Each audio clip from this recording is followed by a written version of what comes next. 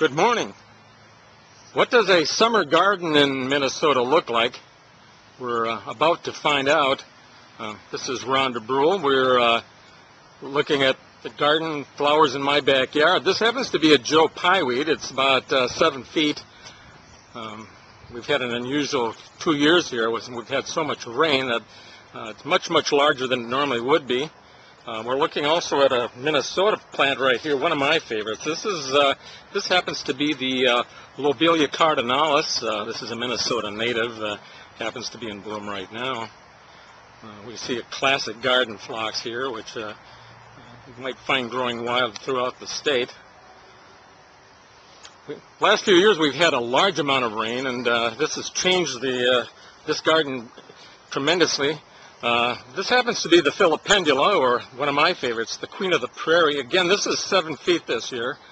If there's a so-called normal year where you don't have as much rain, it will be about 5 feet.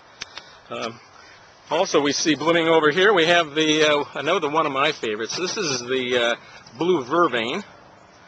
And again, we have the Monarda, which is native to the state of Minnesota right here. Coneflowers are just starting to come out right now, and always attractive. This particular garden, which sits in my backyard, kind of sits in water. It's in the center of a watershed. Most people probably couldn't do this in their yard. And again, we have the Monarda over here. This normally will be filled with bees here if we can spot them here, but it's